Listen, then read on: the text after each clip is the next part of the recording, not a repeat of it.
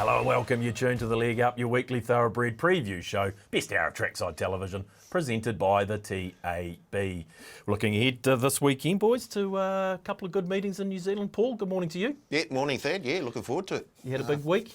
No, it's been just Stay a up steady... for Origin? I did, yes. It's a good effort. Look, you'd be hard done by if you took New South Wales 13 and over with that conversion. Very handy to the goalposts, and Zach Lomax just absolutely hooking it terribly. Yeah, okay, that would have killed a few same-game multis. Good morning, Steve. How are Morning, you? Thaddeus, yeah, Where were we last weekend? New Plymouth. That's Te right, Rapa. New Plymouth. Te Rapa. What happened? We saw Velocious back in business. Velocious back in business. May touch on her shortly, but when it came to New Plymouth, I was on track with Sweens, and look, it was very much a day that you had to be on speed, 1, 2 off the rail maximum in running, and then present yourself in lanes between 1 and 4 in the straight. It really was advantageous for horses that could have tactical speed and land themselves right there. Peltro Miss, race 1, early proceedings, did the job. Debutante 2-year-old filly out of the Patterson barn. Bye. Circus Maximus. Yeah. Oh my goodness. A few Here we goals. go. Hello. Yeah, like I think with that stock, anything they do as a 2-year-old is a genuine bonus. They'll be better older horses, in particular at 3.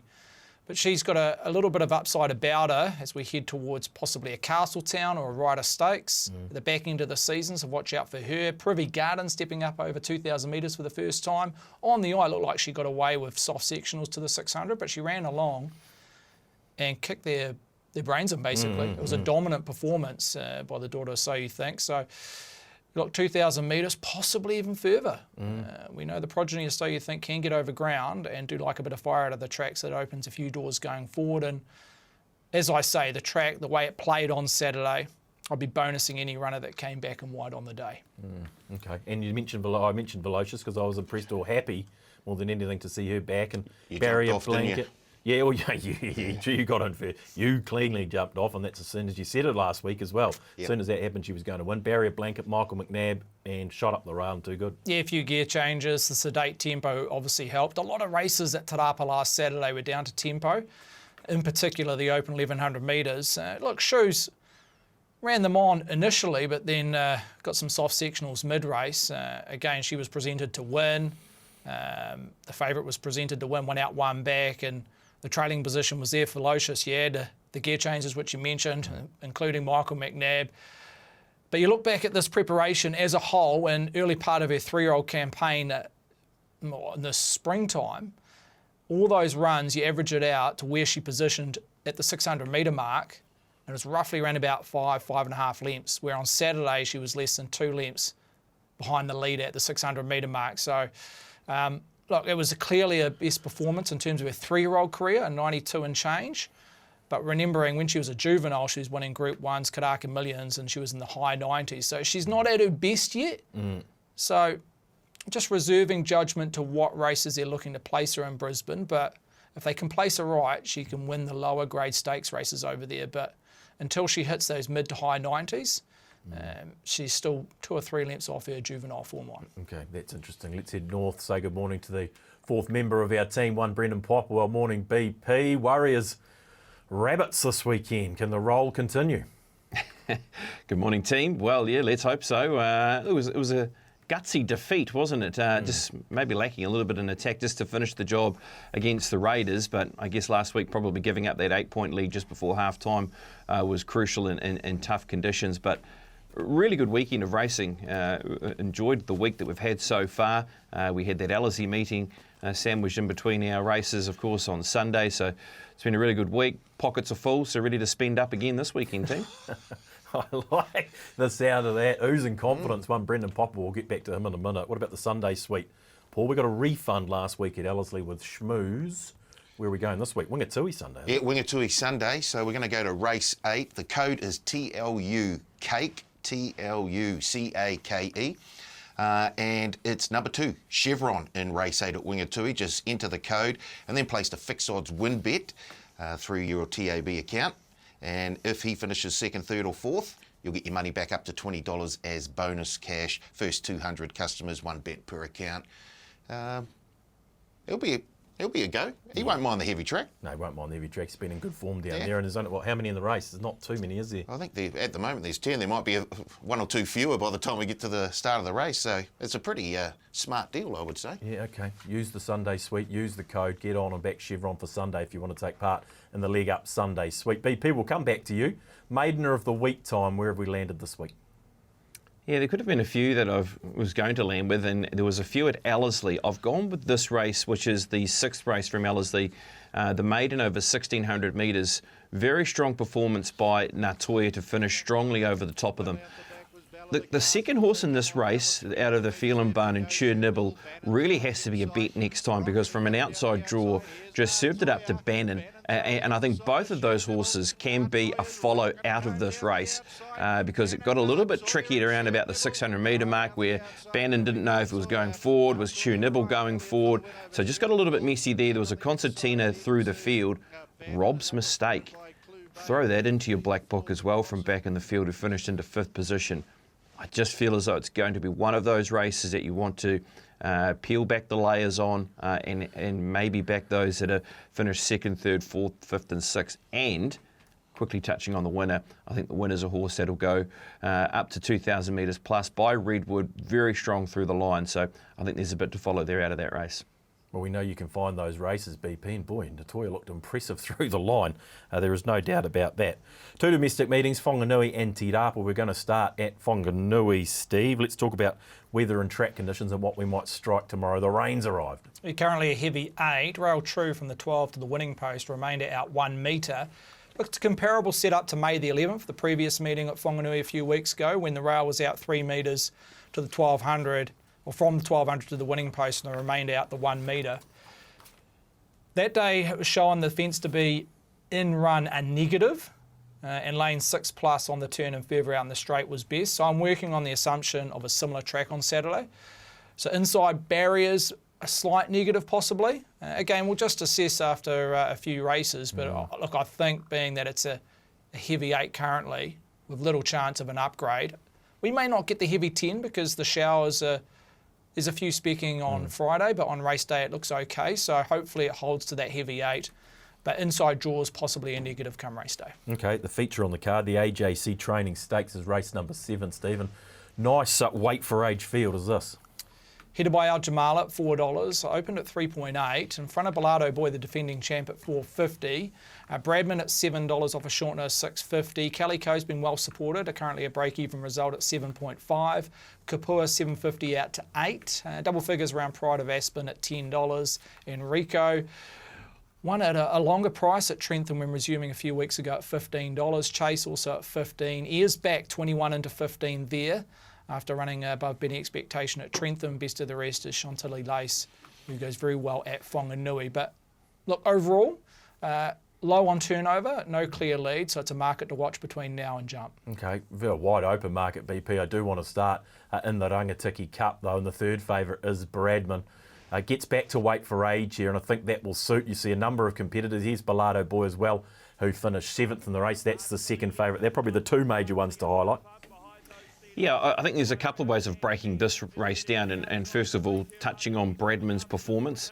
We'll talk about him and then some of those others. I thought he was good. I think he's getting close to his better form again with the runs we've seen from him. I think this is a follow the race. It's a busy finish between these runners inside and out. Knight's Realm goes to Te Rapa, France. He had been there or thereabouts. It was money for Ken Shi. He's close enough to them, finishing into 4th position. And as you said, going to that weight for age is going to help certainly a runner like Bellardo Boy, who was finishing in 7th position, about 5.5, 6 off them in that race. That puts him into a better spot under weight for age conditions, and also with him having a good record here at this venue. So I think you have to respect him on that score. We know the track's going to be wet. That's going to be a good spot for him. Chase wasn't too bad in that race. Carried 54 kilograms, of course, goes to the weight for age and has to carry the 59. Ears back wasn't too bad as well. So, yep, overall, nice race. Do like Bradman off the back of that run, though. Yeah, 100%. I thought Bradman was a great run currently sitting at $7. Here he is again, Paul, but we want to highlight Bellardo Boy, and this is the race last year, the AJC Challenge Stakes. Bellardo Boy wins it. He's third up going into this today. Bradman runs second. Shanti Laces in the race, it runs fourth, and Hacksaw Ridge as well, but here's Bradman and Bellardo Boy again. Yeah, we're getting quite a few returnees for this year's edition of the AGC. Look, he's won some super races, including this race last year. Look, he can throw in the Winter Cup, I think a couple of seasons ago. He's won a metric mile. Look, if the track remains in that heavy zone, then he's a huge, huge chance. Along with Bradman, I was also very, very taken by Bradman's run for fourth at Trentham last time out. So, yeah, it looks a fairly wide open race, and the odds suggest it with a $4 favourite. What about Bellardo Boy? Just building, Steve. Seventh last time. We saw that replay 2 replays ago there of the Rangatiki Cup. You happy with where Bellardo Boy sits for this one? I am. There is a sense of timing. He won this race second up. He's third up 12 months on, but weight for age is crucial. He's had a high rating for the last couple of seasons of what he did early in his career. So he's been a hard horse to place, in particular handicap conditions. So, look, there's not too many weight for age races this time of the year, so it all makes sense that they've targeted this race. Okay, what about the favourite in our Jumala? Because it's been having a tremendous preparation. Here's the last start. I think it's third in a Rotorua Cup, so probably a deserving favourite, but it's been up a while. She has. Look, she's pretty honest. My slight concern, as well as she's going over 2,000 and last start over 2,200 metres, she's got to come back to 1,600 metres. Now we know it's going to be quite a testing 1,600 metres at Whanganui, but still I just add that as a slight query purely because how strong she's been at the 2,200 metre journey, which we saw there in the Rotorua Cup a few weeks ago. I like how that they just took a sit that time. Previous times, you go back 3 starts ago on this course, when she was a dominant / pronounced fave, she became the default leader, and then she sat outside the lead 2 starts ago. But last start, they just took a more of a neutral position. I think she's a better chaser. And just looking at the map in general, I think she can not stalk the speed, but just sit in behind Bradman, who's going to come across from a wide gate. Ears back will go forward from a nice alley. Pride of Aspen will be thereabouts, but I think if Jamala can our Jamala can sit in the first 4 or 5, a little bit of cover, that will benefit her chances. Okay, I want to have a look at the Rotorua Stakes BP. So a different sort of pathway to this, the 14 to the 16, rather than a number of them stepping back. Here's Pride of Aspen and Kelly Cohen, both talented mares on their day. Yeah, and they actually were both very good in this race. This is a strong field, and we're going to touch on this race again a little bit later on with Lux Libertas. But good horse wins the race, and who knows what the ceiling is for her. And these are the 2 horses that are working home. They're both hitting the line, and even past the line. It's one of those races where you want to keep watching them. Here's Kelly Coe. She's right up on Tombadachi there, so she has gone through the line, surging over the 1,400 metres. I really do like that run from her. And Pride of Aspen is just right next door to her as well when finishing into 7th position. So like the race and respect the race as well. And Calico up to 1,600 metres. When she used to be in the CD, she's got a little record round there. Heavy track, no issues. So for me, I'm having a split bet in the race. And one of them will be Calico. I'll go split bet Calico and Bradman. Both will like the conditions. Both are in good spots with what we've seen so far. So that's where I'm looking around this year's feature out of Whanganui. Yeah, okay, BP with Kelly Coe and Bradman. I didn't mind Bradman myself. What about you, Paul? How are you approaching the race? Have we missed anyone, or who do we need to be backing? I don't think so. Look, I do like Bradman myself. I've jumped off, though. Perfect. Yes, it's a great time to get on Bradman, I would say. I'm with the favourite here, Al Jumala. That Craig Grills, Robbie Patterson combination, more often than not, it sort of returns diamonds. And I think with the right run, and I agree with Steve, if she's ridden in a nice little neutral position, I think she's got enough to come off and around them at the end. So Al Jumala for mine. Stephen, what's a Holding Fire? I didn't see that runner. Wait, what? I didn't see that runner in the race. What? Holding Fire. Holding Fire. Now, I just want to see how the track comes up. It's currently at 8. I reckon this is one of the races on the day at at Whanganui, where track conditions are pivotal. Yeah. A lot of horses here will be wanting a genuine heavy. If it comes back to that soft track, a few of those horses become a negative, and then it brings a few more into play. So, look, I've penciled in Bradman.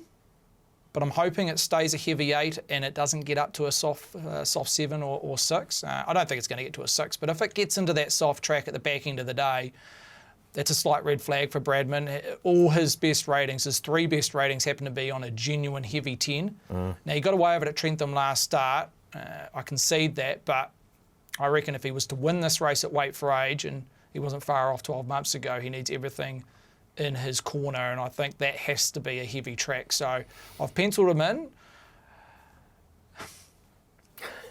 Paul, you look perturbed. It's a new one for the form to get stuck into, holding fire. Holding fire. Do you have to put your bet on now?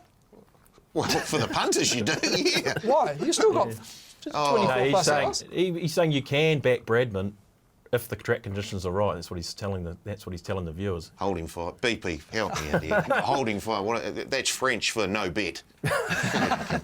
Right. No bet. It's good. It's just a new dynamic to the show. I can see where Stephen's coming from, but I'm not holding fire. Yeah, it's very unusual for you to be holding you fire, blokes go broke. Pops, and that's why we love you. Bilardo Boy would be another one that you would be track dependent, I would have thought. Is that correct? Probably not as much. No. I think he's probably got a little bit more flexibility on a soft track. Okay. But a lot of this conversation comes down to Bradman, because I was really keen on him a few weeks ago. I loved his last 2 runs at Trentham. I think he can land and sit outside the leader, which will make his job a lot easier when coming to the middle part of the track, which I think will be pivotal. And finding the right lane. So, but yeah, if we get that upgrade, I'm not sure I'm diving in. But at $7, if you can guarantee me a heavy track, he is the bet. Okay, BP with Bradman and Calico. Paul with Aljumala. Steve's found a new one, holding fire in the AGC training stakes this year. I got a lot of faith in you. I'll stick with you, kid, that's the bottom line. Lance O'Sullivan Award time for another week. BP, we're spreading it around a bit. That's great to see at this time of year. Who's this week's recipient of the LAO Award? Yes, and last week it was Amber Riddell, and she continued on that good form as well. And I'm going with another apprentice for this week, and that is Hayley Hassman. She's been in terrific form over the last couple of weeks. Ridden out her claim, now a 3 kilo claimer, and this was a good ride and a good win by sense of timing. She just produced the horse at the top of the straight. It was a nice, kind ride and really exploded away from them. But, you look at the Atarangi performance as well, sat back in a small field and was able to get over the top and produce a win for the boss and John Bell. And even in the worst conditions, like we saw on Wednesday out of Tauranga, a good win aboard Lazy, getting back and producing a really nice turn of foot through the wet ground and making the most of the claim as well. And that's the key to this time of the year, isn't it? Especially if you get conditions like we saw out of Tauranga, where it was about as deep as you'll ever see. Having a young 4 kilo claimer aboard to be able to help your chances is a massive assist. But yeah, a jockey that's riding with good sky-high confidence and is now down to a 3 kilo claimer, and definitely, without a doubt, a jockey to follow through the winter months. Yeah, already down from a 4 to a 3, so that's a good effort in itself from. She feels like she hasn't been around long, Hayley, so she's racking up the winners, Paul. She's been good, going well, hasn't she? She's been going very, very well. Yep, she'll be a jockey to follow over these winter months. Yeah, no doubt. Sorry, she keeps that 4 kg claim on Saturday, BP? She's actually not riding on Saturday, so she rode down at Riccarton yesterday, and she's staying down there doing some work for Te Akau. Then she'll ride on Sunday out of Whanganui. I need to check if those rides were declared before she won her 10th race on Wednesday, but she's a 3 kilo claimer on Monday for a couple of her rides. So yeah, unsure on Whanganui if those rides were declared or not before her win on the Wednesday. Someone will be able to find that out by the end of the show, I am sure. Race number 5. On the website, it's suggesting 4 kilograms. Yeah, okay. Okay. Well, let's see if we can follow that up. But 4 for Sunday, hopefully. Might be the good chance to back her if we're still getting 4 kilograms on Hayley come Sunday. Let's have a look at race number 5 on the card. It's the Open Sprint, the Dawn Eels Baldwin Memorial Open over the 1,200 metres, Steve. Headed by an Alan Sharrock runner, first up Lazio at 390. Original quote was 370, just out a couple of clips to 3.9. Faravello resumes here, $4.60, Meritable. King of Hearts, the Stony one, $6 each of 3. I'm a Brazen one. Here's your genuine firmer, $9.50, presented on Wednesday, now trading at $6.50. From barrier 1, you'd suggest it's going to lead, or if at worst, be in the first 2 and running. Rein it in at $10 and Tavi Court at $15, possibly the other pace influencer. But overall summary, the firm is round number 8, and I'm a Brazen one. Okay, a competitive sprint here, BP. We're going to start with Lazio, who had a very good campaign last preparation. This is its last win here at Trentham over the 1,000 metres. Reined it in was 4th. Yeah, this is a good horse, and look, we all know very well bred, being the half to Lucky Sweeney. So this is a runner that has got it all, and we saw it last campaign as well. I think the claim's going to be a huge assist to his chances coming up into the weekend. We know the wet track's not a problem as well. We haven't seen the horse since the 28th of November. This is a winning performance on a heavy 10 when we're into the spring. Yeah, just a really nice horse that returns. It gets down to 55 kilograms. Yeah, he's going to be awfully hard to beat. I'm pretty keen to get around the horse, and I guess it's one of those ones with it being a Sharrock runner. What happens to the price? Because if that price starts moving through Saturday morning, I think we know the job's on.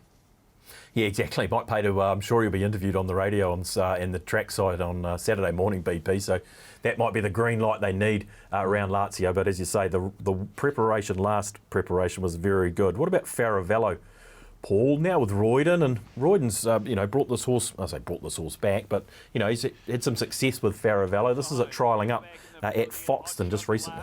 Yeah, what a trial too. Only a few days ago, and boy, he looked ready to just burst out of his skin. He was well held here and had plenty through the line as well. Look, we only have to look back to his win at the track last September, where he beat the likes of Spencer, who of course then came out and has won a couple, I think, Tipped since by then. your good self. Yeah.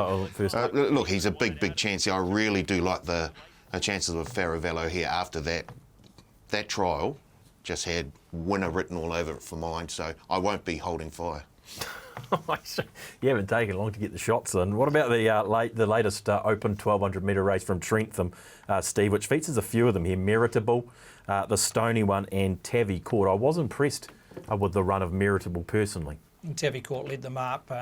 You see there in the orange. You've got the Stony one in the Milan Park Silks and Meritable in the Cambridge Blue. Arguably, this is the best form line in the Central Districts right now over the months of May and now leading into June around Spencer, so that's a big tick. Now, Meritable goes up 4 kilograms, 54 to 58 kilograms on Saturday, where the Stony one just goes up half a kilogram with that claim of Amber Riddell. So in terms of weights and measures, I'm leaning towards the Stony one. There are 2 horses there. That was a genuine heavy 10 at Trentham. It comes back to a heavy 8. Hopefully, we're speaking about this a bit. But look, it definitely will be an upgrade or an improvement to where it was at Trentham, which will be beneficial for both runners, Meritable and the Stony one. So, look, I haven't got either of those 2 runners on top, but it's hard to knock those 2 if you're leaning that way. Yeah, okay. I did like Meritable. I'd say you're up in weight, hanging a bit in the straight, doing its best work late, showing a bit of promise back from Australia is Meritable. What about the Masterton Cup, BP? We see Rein It in this one. It resumed here. With a good third. Wasn't much money for it this day, but it certainly gave a good side, and King of Hearts down on the inside finishes 6th. Yeah, well, I think King of Hearts is just, you just wipe it, don't you? I think we just pretend that it didn't go around because it's in the wrong part of the track, isn't it? I mean, it was just a day where you didn't want to be where King of Hearts was. So we saw the horse 3 back, 2 back, impressive through wet ground around Waverley in those 75 graded races. So if you were on, and I guess that might be a question for Stephen, because I know you were on last time around King of Hearts. Are you forgiving and looking to go again, Stephen? Forgiving, but again, he's not in my top selection, just the way the race sets up here for an individual, which I'll touch on shortly. But yeah, look, BP's right. As much as it hurt on race day, it was a jockey area that day. They went back to what you'd say quicksand, and it was game over for King of Hearts, who was a well-back commodity that day. So, and you're getting 3-4 times the price. It was close to odds on that day at Trentham, and you're getting north of $7. And I think that price will hold up just with the strength of the race. Okay, well, what is your top selection in the race? What is the betting strategy here in the open sprint? Lazio. I think if you look back in 6 months' time, this will be the best horse that comes out of this race. And I'm just trusting that the horse is forward enough with that claim for the class to prevail. He won 3 or 4 on the bounce this time last year. Yeah. Look, he's stepping up to open class, but he's proven that at the back end of his campaign last year. He has won a jump out leading in. I haven't seen the footage of that yet, but again, it's just lukewarm, the marketplace around him. As BP mentioned, it's a horse you want to focus in on and play plenty of attention on race day, because if Sharrock gives the green light, then the market will respond. But I'm just banking that this horse has a class edge, and in a few months' time, the price might have looked pretty generous. Yeah, okay. Well, I'll be able to pass all that information on around Lazio. BP, I think you might be pretty keen on Lazio as well. Oh yeah, I think if we get the green light, it's time to make a big splash with Lazio coming into this race on the weekend. I'm really keen with Sema and Quartha aboard, 4 kilo apprentice, who's a good jockey and probably not quite getting those opportunities, but maybe over this winter period that we can see Sema getting those rides, and I think this is a good ride for his boss and Alan Sharrock coming up. So happy to play. I think meritable. Look, a former Australian, of course, a former Group 1 placed horse, and just the winner of one race, which was on the Cambridge Synthetic, but a horse that went on a really good prep through that 3-year campaign. Can be a chance for some same race multis if you're looking for that top 3, top 4 line. Okay, Steve and BP with Lazio. You're going to make it a clean sweep, Paul? No, I won't. Yeah, I knew you wouldn't. Go. No, I'm going to go with Faravello. I just, really did like that trial. I think he's ready to go, so I've got him for the win, and sort of taking a feather out of BP's cap here. I'll take a little same race multi as well. I've got Faravello for a top 2 and Meritable for a top 4. It comes out at around 4.85 as we speak. You can't keep saying you're taking a leaf out of BP's same race multi thing. You love the same race multi these days. To be fair, I do, yeah. It's not all BP on the same race multis. Yeah, okay. Look, Lazio hard to beat. Faravello trialled very well, but it is a competitive 1,200 metre open sprint there, race number 5 on the card at Whanganui. Time to take a pop at Pops, where we take a viewer's $100 betting strategy, put it up against one Brendan Popplewell. Did he win last week, Paul? I think Pops took him down, the customer, didn't he? Sure, you said he was too good. Yeah, he was too good. He picked up a couple of wins, to be fair, did BP. Well, BP might be able to tell us about that in a minute. Here is Stephen Ubstad's bets for the weekend. Good luck, Steve. He's gone immediacy at Eagle Farm. He's got $10 to win there on immediacy. $30 to win it is. Atkins, $25 to win at around 225. Ragamuffin, 10 over 15 on Ragamuffin and Whanganui, race number 8 on the card. And he's going to stick in that same race for his same race multi. $20, Who Knows to run top 3. Pride of Aspen and Ragamuffin both to run top 4. That's Stephen Ubstad's bets, BP. Can you make it 2 in a row here for Pop It Pops? Nice one, Steve-O. Yes, a couple of winners last week. Ned Wynn and Sir Fergus were nice last week, so hoping to continue on that with this week. And I'm going with Atkins as well in a bet. We'll show you that shortly. Ooh. But Te Rapa, first of all, having $25 to win on Lux Libertas in race 6. And a same race multi in that race for $30. Lux Libertas top 3 and Dusty Road top 4. He finally gets his heavy track he's been looking for. Whanganui race number 1, a $20 same race multi. Atkins to win and Fleeting Glimpse to run top 4. Fleeting Glimpse went huge last time out. And then we'll stay at Whanganui and we'll have $25 to win in race number 8 on Who Knows. That's this week's Take a Pop at Pops. And yeah, good luck to you, Steve. It should be a good battle. Be following those bets with a fair bit of interest. Yeah, nice battle looming here with Stephen Ubstad's $100 betting strategy going up against one Brendan Popplewell. Who will prevail? If Steve does, he will keep the cash.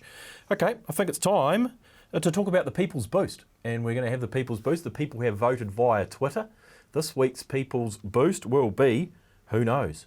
Who Knows will be the People's Boost. Boy, it was impressive last time out at Trentham. Gave nothing else a chance, Steve. No reason why Who Knows I can't make it back-to-back wins there in the rating 75, 20, 40. I wouldn't have thought, Steve. No, it remains in the same grade. They've opted for the claim here. Kate Hercock jumps off, Amber Riddell on. what she showed last start is that she can show tactical speed and land herself there. Look, she's not going to sit second outer this time round. Well, I'll be shocked if she does. But if she can find that neutral position where a couple of her key rivals have mapped wide and back from widest draws. So, there's no reason whatsoever. And I marked her with a 2 next to her name, so anything north of $3 gets stuck in. Okay, we'll look out for that option. Under the Futures tab, after 11 a.m. on Friday, she's a talented staying mare in the making, is Who Knows. That is this week's Leg Up People's Boost. Okay, let's head to Te Rapa. It's the second meeting we do want to have a look at, Steve, and sure, we've got some lovely drone shots. Let's talk about weather and track. Well, it's come up a heavy 10, and the odd shower today and race day, so I see it's showing heavy 9 there. I have to check the website, but pretty sure it was a heavy 10. The rail's out 10.5 metres. You go back to last Saturday, it was out 8.5 metres. The difference being that it was a soft 6 7 days ago, and we're now playing on a heavy 10. So, look, a lot of the races last weekend were down to tempo related. This time in, I think you want to be 1, 2 off and running and present 6+ in the home straight out. I think that will be the sweet lanes. So how much you can take from last Saturday, probably very little. But I'd be identifying a heavy 9, heavy 10 around that petrometer reading come Saturday. So wide draws aren't going to be too much of a hindrance, we don't think, then? Probably not as much of a factor in terms of being an advantage as Whanganui, but look, wide draw is probably not as much of a negative if you go back to Te Rapa last Saturday. Okay, the ITM Series races continue out of Te Rapa. We want to focus on race number 6 on the card, and that is the Captain Compost Landscape Supplies 1,400 metres for the open handicappers. Steve, let's run through this market. Yeah, Lux Libertas fluctuating between 320 and 360, open 3.4. Knights Realm, genuine firm here. As we saw around this individual, not 2 starts ago at Te Rapa, but in particular last start at Trentham was one of the better back runners on the day. 550 into 380 here. Whiskey and Roses, 450. Got as high as 550 back into 5. St. Bathans, first up here for Andrew Forsman at $6. Queen Zoo, $12. Now in single figures at $8.50. Dusty Road at 9, off a shortener of 7.5.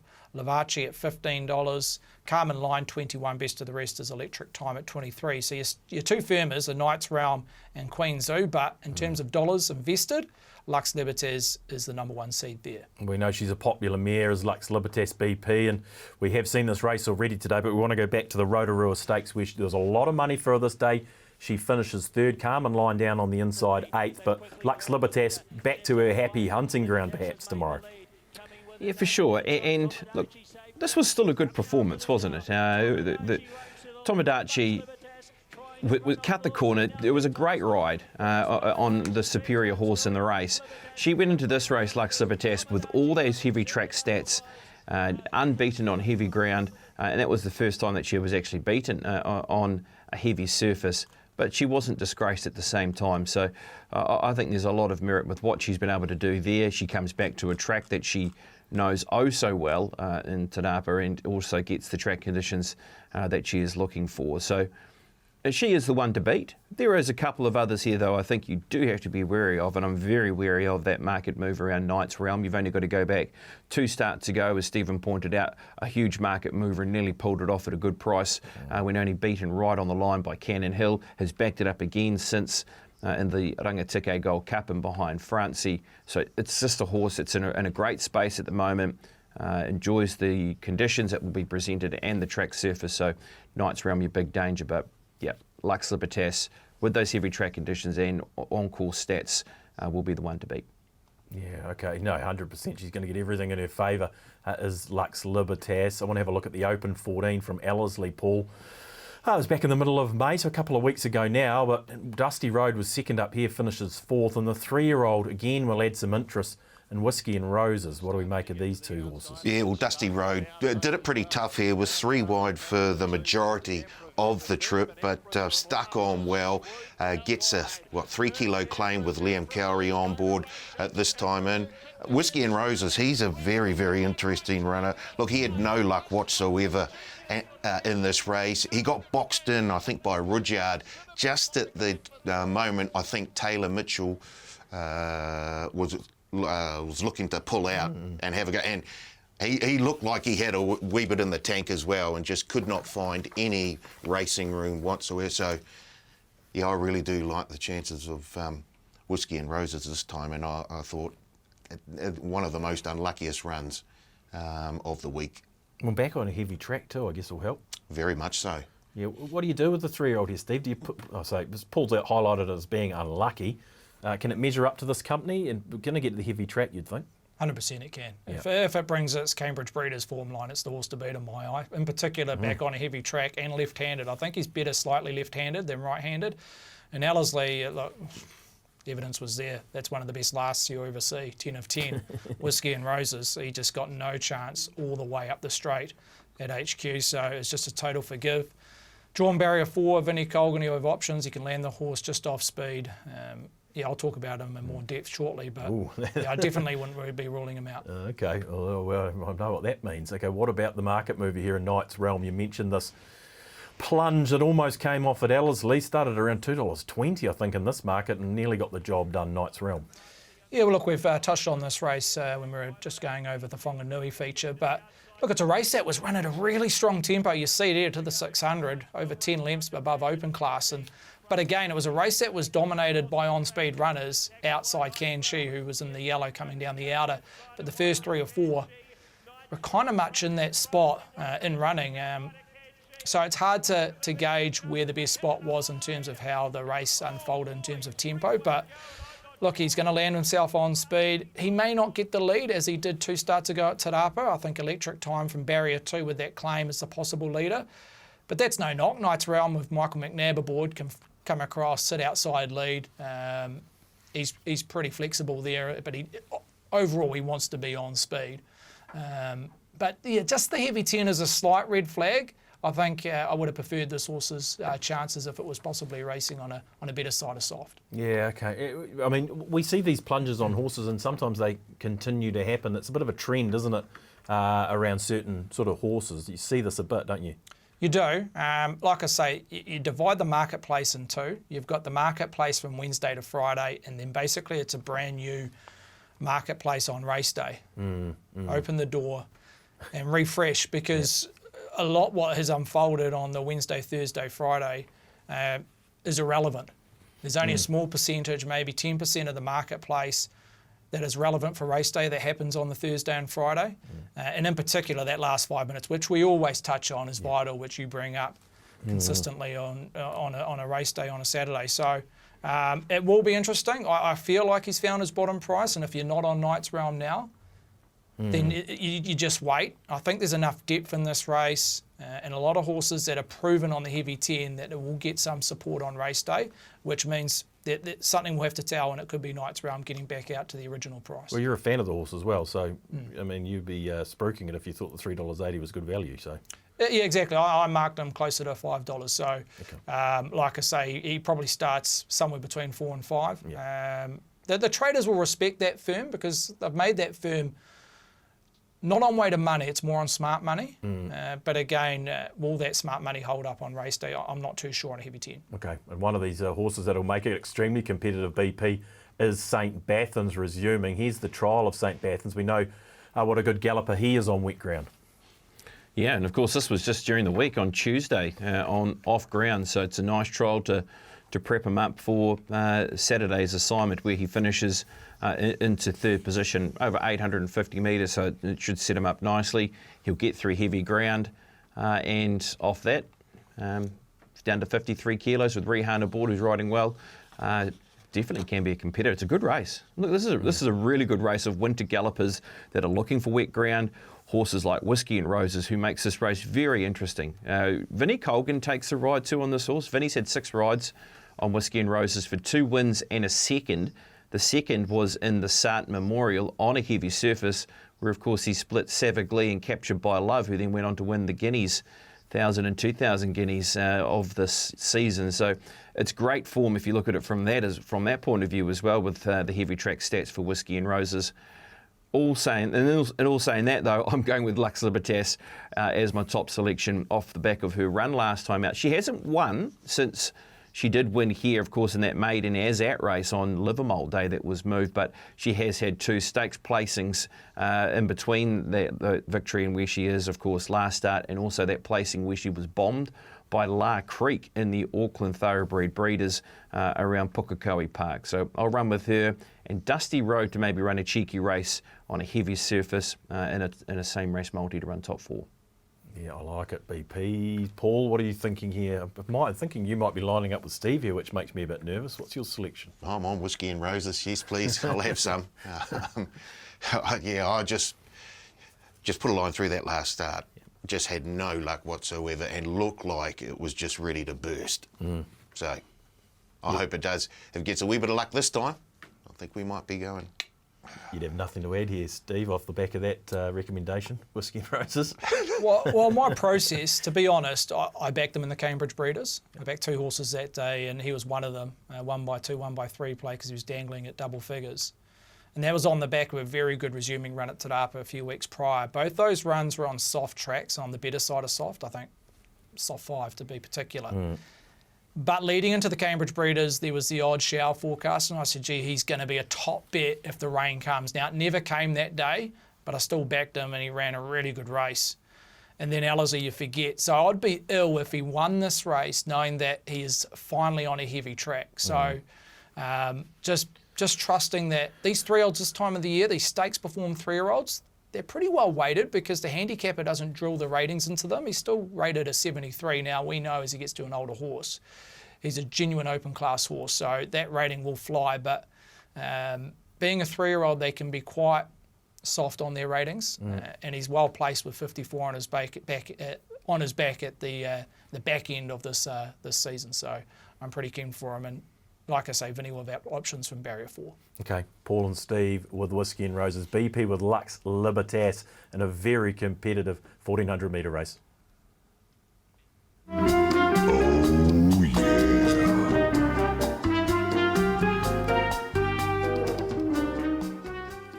Foreplay time for another week where we take our 4 good things of the weekend, couple them together in a multi. You have the chance to win it. Go to the TAB Facebook page. Interact with the leg up question this week. Your favourite Queensland Derby winner. We're going to go Queensland Derby winner this week. It'll be a $100 bonus cash multi with these 4 selections. BP, what's yours? All right, I'm going to go to the race we've just spoken about, actually, and I'll go with Lux Libertas to run top 3 at $1.50, just in case Whiskey and Roses does get the prize, and Lux runs a very good race. And just quickly, Whiskey and Roses ran the second best last you'll ever see. The best last we've ever seen, of course, was Astoria Brook out of Pukekohe Park, and then has gone on to win 2 races since. Very good. Only because you backed it. Thank you for that clarification, BP. Appreciate that. Paul, what do you got? I'm going to head to Wanganui, race 4. It's over the 1,200 metres. And I do like the look of Blondie here, trained by Lauren Brennan. Jimmy Chung gets 2 kilos off. That fresh up second looked very, very good. In behind, Honey Badger. And, of course, Archipelago, who finished 3rd in that race, has come out and won since. So Blondie for a top 4 finish at around $1.80 for mine. Steve, you're bumping it up this week. Yeah, he is, I isn't am. I like this horse, not just in the 4-play, but also a nice 1x3 play early on at Te Rapa. Don't Tell Rachel race 1, the maiden 1,200 metres. Look, she's been knocking on the door, including a resuming run at Matamata last start when she sat on speed and just got run over late. Warren Kennedy jumps on here. Wide draw. I don't think that's a knock. I think Warren can go forward. There's not a huge amount of speed underneath her, so I think she can sit in the first 2 and give you a really good run for your money. So top 4 there at $2.20. Okay, I've gone race number 5 at Te Rapa with the Alex Oliveira trained Sabic. There was a lot of money for it at odds resuming at Ellerslie. It ran a heck of a race up on the speed. I think it can do something similar, drawn barrier 5, so perfectly drawn. Second up, and I think quite progressive. The son of Poissere, top 4 at $1.90 is a big field. But we are getting $1.90, which means the 4-play multi could return you $1,028.60. Head to the TAB Facebook page for your chance to win that. We're looking for your favourite Queensland Derby winner. Okay, last race we want to have a look at, team race number 2 on the card. It's the Ambient Group 3-year-old over the 1,100 metres, Steve. Small but select. Yeah, interesting field. Probably one of the more interesting fields on the day. Headed by Honey Badger, who was super at Ottawa Park last start at $1.90. Did open $1.85, so just out one turn. TriStar, again, a last start winner at Trentham at $2.50 off a shortener at $2.45. Now, how do you pronounce this one, Thaddeus? Paravane. 6.5. Pleasing, obviously a pace influencer here, and market has identified that. 27 is half that quote at $13. Brazen Affair 17 out of turn to $18, but currently a losing liability. And Vesfire also at 18. So, as we say, if you want to shop outside the top two, there's a little bit of value there if you want to label it that way. But Honey Badger clearly at $1.90, a warm fave. Well, it's $1.90 BP off the back of this performance at Rotorua in the rating 65. Well and truly put him to bed. Oh, I mean, she smashed them. And she smashed the clock, as we've heard from Stephen as well. So this is an incredible performance. Now, there's another thing to add to it as well. If you want to put some extra mayo on top of this performance, is that you've got Archipelago, who finishes into third position, has come out and been a race winner since in a very good field last week. And Part-Time Lover, who's in behind them there, who struggled on the ground, ran a very good race for Paulie last week to finish into the money into third position. And then, if you want to double down on that mayo, you've got Blondie, who finishes into second position. And Paul Maoate has just found that is his Foreplay selection. So we probably want to be getting around Blondie if it all marries up, because it was a scintillating performance. It really was from Honey Badger. Enjoyed the ground when winning a maiden out of Te Araha. So it's not to say she's just going to turn up and do that again in this race, because TriStar's a fair horse, but without a doubt the one to beat.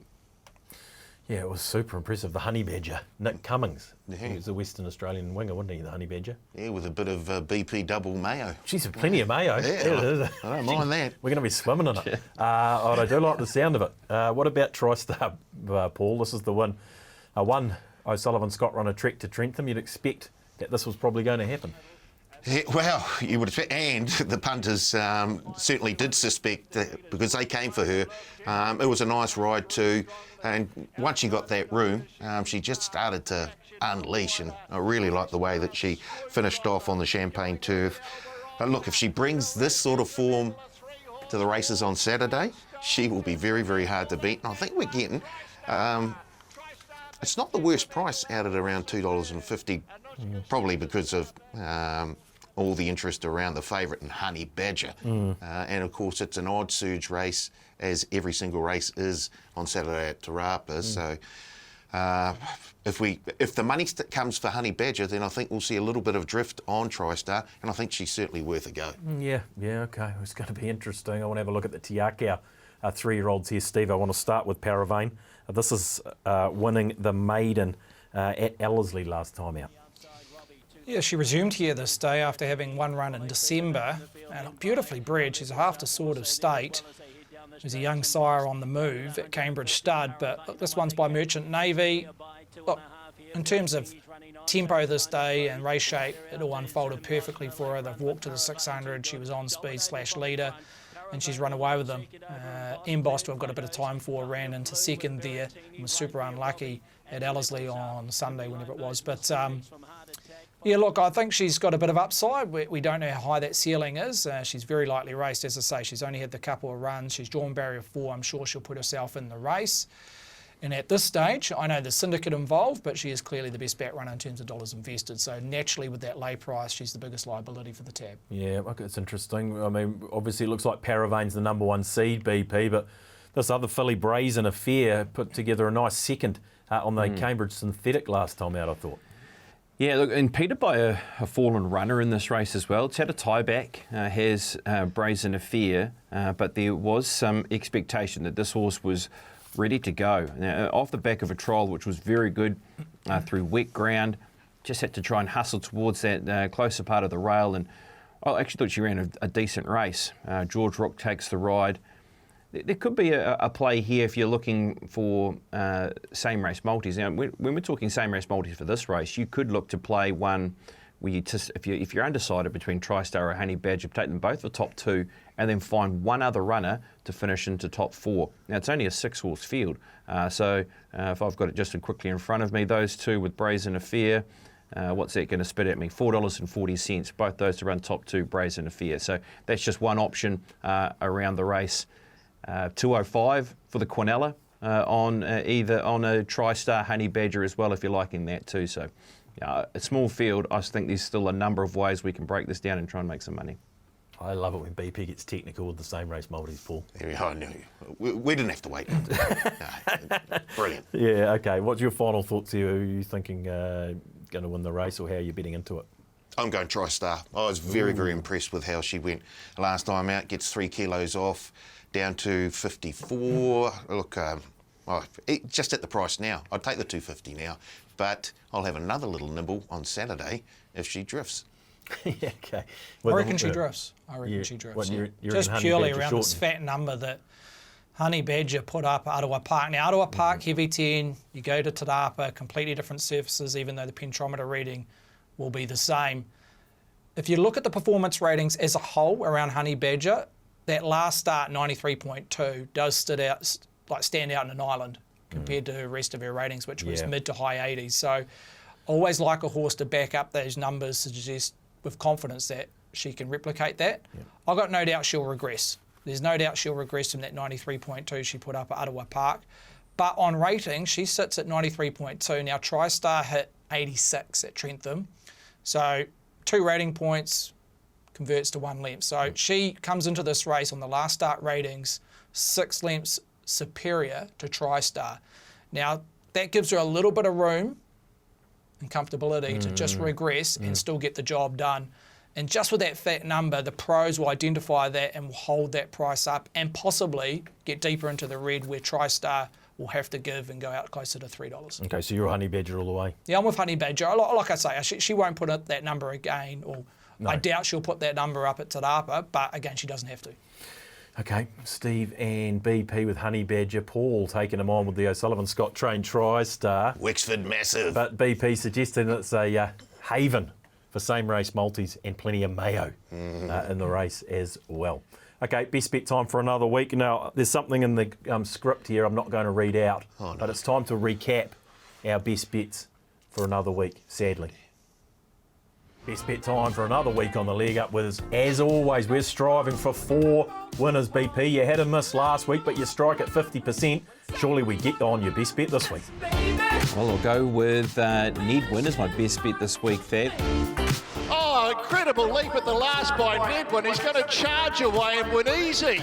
He was down for the count on straightening, but he comes back to win. I'm going to go to Sunday, Thad, race 8, and I love the look of the Cody Coltrane, part-time lover. Down the outside, starting to work home, part-time lover. And here's DuPont right out under the arches. That's been the ground all day. Leader, though, still Charm Rose here. Charm Rose, DuPont is starting to really fly on the outside. Charm Rose, DuPont. Oh, photo.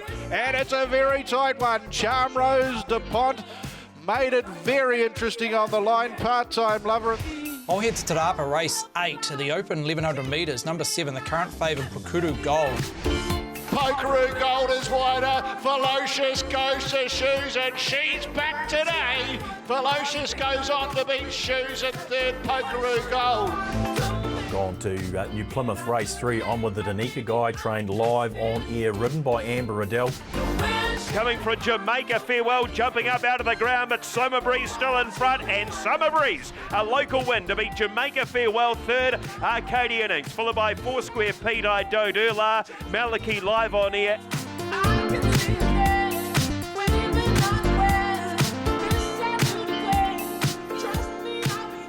Oh, wow. If I wasn't a man of very strong mental fortitude, I'd be starting to get, potentially a little bit down with my best bets over the last 12 months. Maybe you could hold fire. I'd love to hold fire every week, Yes. live on air. Gee, you're miles away with yours. You need to lift as well. Yeah, well, Part-time maybe lover. we both need to hold fire. Yeah. Fair dinkum. Head third. That's very disappointing. In BP, we trust. BP, thank you for finding us Ned Wynn last week. What do you got this week? I'll tell you what, how did it go to nearly $3 Ned win as well? That was probably the most astonishing thing about his performance last week against the live fences for the first time. But yep, too good. Let's move on. You're only as good as your last. You have to wait till Monday for King's birthday. He's back. Twain lines up in race number 4 over 1,150 metres. There was a gut feeling from John Bell that he just wasn't quite ready for last weekend. He went to the trials. Moodley said he could have gone quicker. I'll go Twain, race number 4 to win at Te Araha on Monday. Strike rate climbs above 50% for BP. I'm going to come to you, Steve. I've got a funny feeling. You might be singing from the same hymn sheet. I am. I'm doubling down on Twain on Monday, so we have to wait a few days. But yeah, just basically what BP's alluded around this horse. Look, he's a genuine Group 1, or not Group 1 horse, but he's a group sprinter at present. And I'm not going to dismiss his capability of getting to the dizzy heights at a Group 1 later in his career. I'm sure there's no doubt the camp are working back to races like the Foxbridge. He may have 1 or 2 runs in the interim.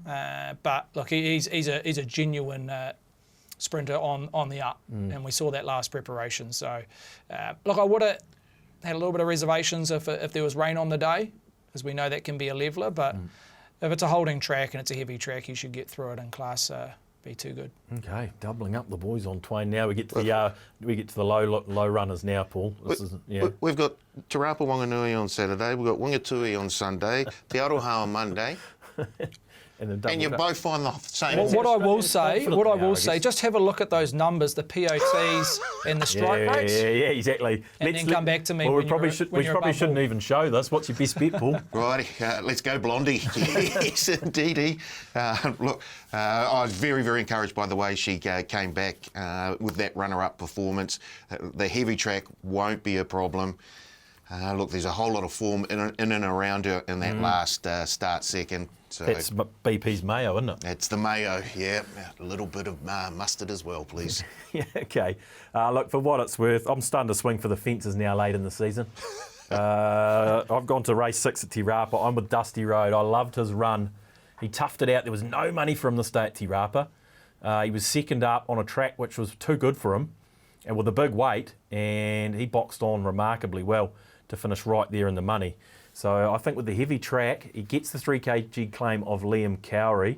I apologise to the connections of Dusty Road now in advance, but that is my best of the weekend, Dusty Road. Just on Twain, because the markets aren't open yet. Yep. And I had a chat with BP last night, trying to work out what the right price is. I reckon anything above even money, you get stuck into Twain. I think his SP is going to be in the red. So look for those markets to open. I'm not sure when it will be, either today or tomorrow, but Te Araha on Monday. Yeah, okay. North of $2, we fire on Twain. What about firing on a few promotions this weekend, Paul? What can we look forward to? Get this right, please. Yeah, I reckon we'll go bonus back A. Selected races at Wanganui and Eagle Farm on Saturday. Back to second and third, of course, as there always is on a Saturday. Of course, we've got an odd surge as well. Thad, at Te Rapa, every single race. You need max bet 100. That's good to see you prepared. Should we do a little Sunday sweep refresh as well? Yeah, that's max bet 100 for the odd surge at Te Rapa. We should recap the Sunday suite as well, because it's Wingatui on Sunday, Paul, isn't it? Yes, it is. Wingatui, race 8. The code is TLUCAKE, TLUCAKE. Then head to race 8. Number 2, Chevron. And place fixed odds win bet. If he finishes second, third or fourth, you get your money back up to $20 as bonus cash. First 200 customers, 1 bet per account. Okay, we've got to get out of here, BP. We'll say goodbye and thank you to you. What's your plans of the weekend, and can the Warriors win? Well, I hope they can win. Yeah, I think they can against the Bunnies for sure.